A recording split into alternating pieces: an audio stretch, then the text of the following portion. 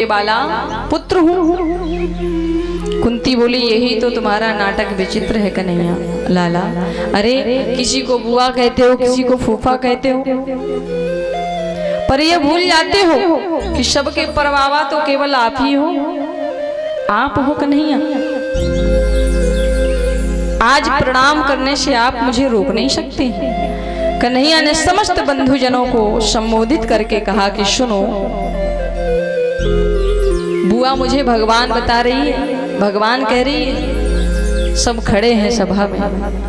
भगवान कह रहे हैं जब बुआ मुझे भगवान कहती है तो भगवान से वरदान भी मांगना चाहिए।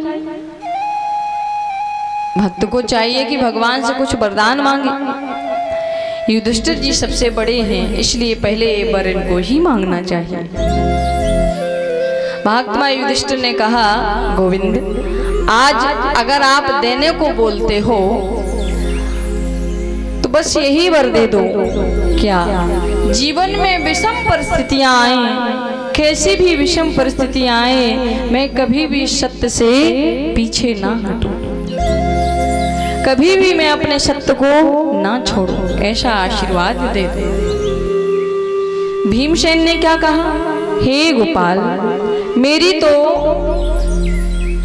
वैसे भी सब लोगों में बड़ी बदनामी है। क्यों? सब लोग मुझे कहते हैं ये तो भोजन भट्ट है, लेकिन ये तो सब ठीक है कन्हैया।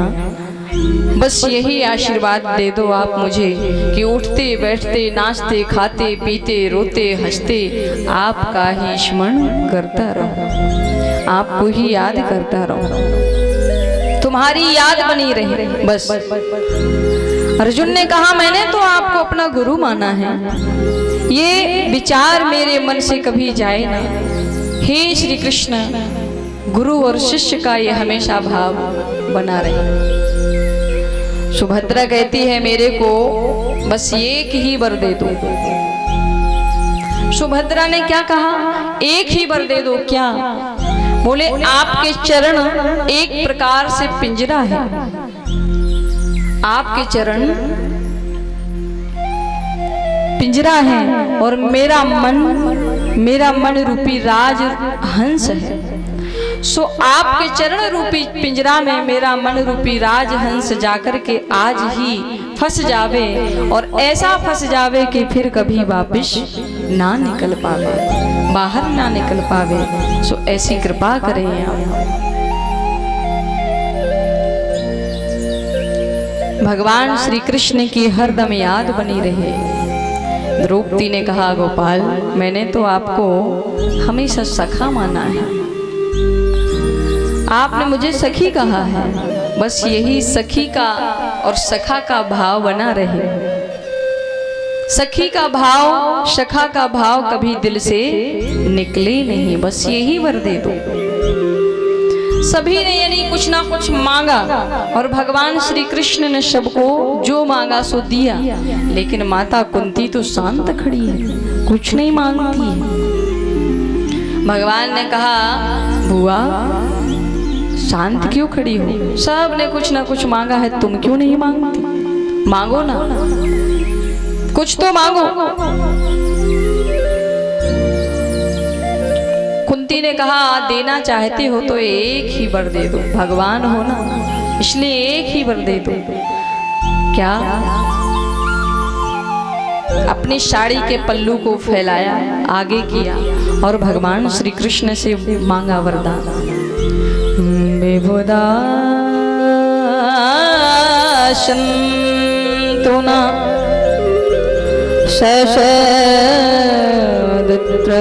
तत्र जगत गुरु भवतो दर्शनम यतस्यादि पुनर्भव दर्शनम। एक ही वर दे दो, जीवन में विपत्ति पर विपत्ति आती रहे, एक विपत्ति दूर ना हो और दूसरी विपत्ति आ जावे, एक दुख दूर ना होवे और हमारे जीवन में दूसरा दुख आ जावे, बस यही दे दो। भगवान श्री कृष्ण सुनकर रह गए और कहने लगे, बुआ ये क्या मांग रही हो आप? ये कोई मांगने वाला कोई वरदान होता है? ये कोई मांगने वाली चीज है?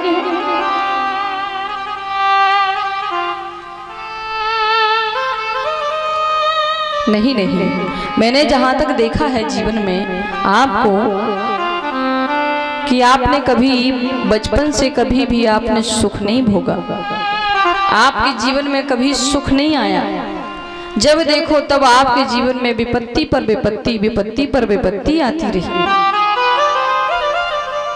ये कोई मांगने वाला वरदान नहीं है। नहीं, मैं नहीं दे सकता।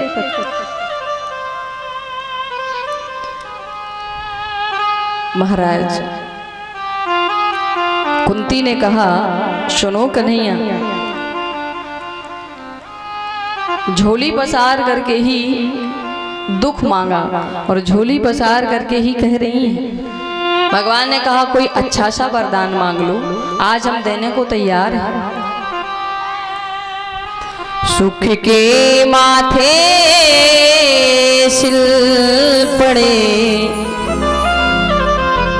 सुख के माथे सिल पड़े,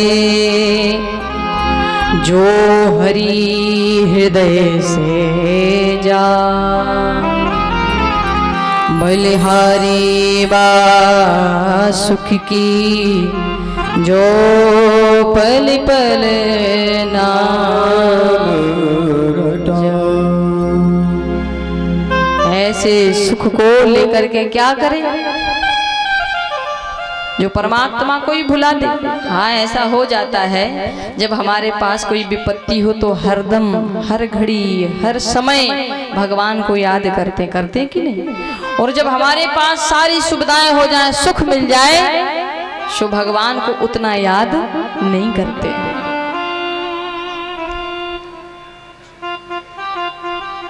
महाराज विपत्ति को विपत्ति नहीं कहते हैं, संपत्ति को संपत्ति नहीं कहते हैं। भगवान को भूल जाना ही सबसे बड़ी विपत्ति है और भगवान को स्मरण करना, याद करना ही सबसे बड़ी संपत्ति है।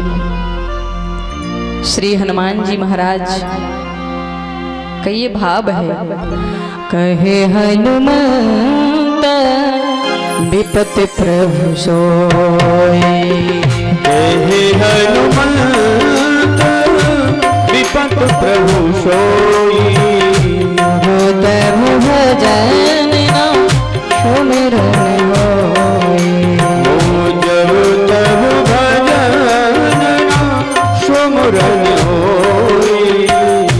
कहे हनुमंत विपत प्रभु सोई, कहे हनुमंत विपत प्रभु सोई, जब तब भजन सुमिरन होए, जब तब भजन सुमिरन होए। विपत प्रभु सोई, कहे हनुमंत विपत प्रभु सोई, भजन सुमिरन।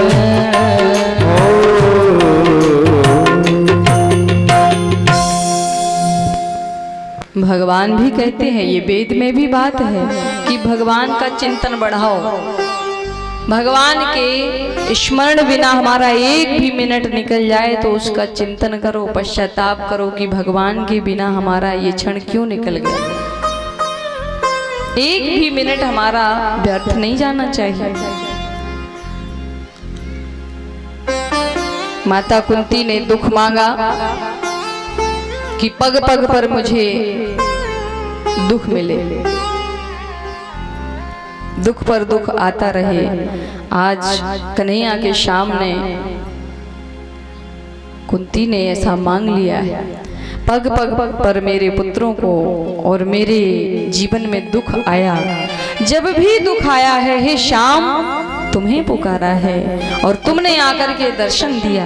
बताओ अगर दुख नहीं आता तो हम आपको भूल जाते, याद नहीं करते।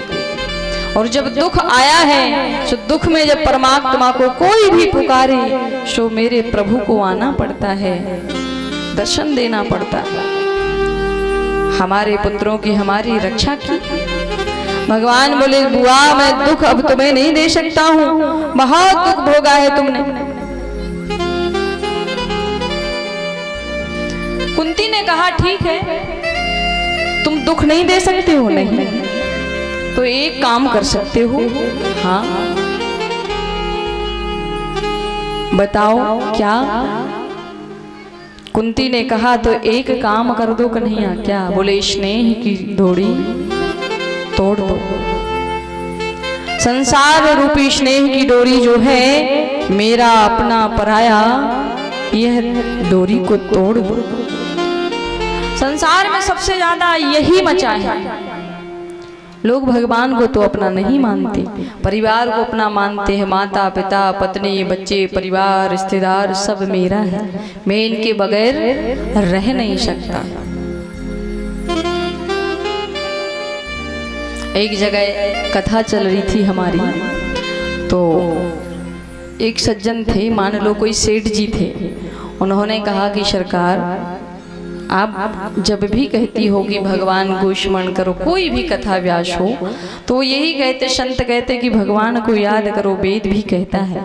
लेकिन भगवान की याद करते हैं, भजन करने जैसे ही बैठते हैं तुरंत नींद आने लग जाती है, नींद आती है। क्या करें?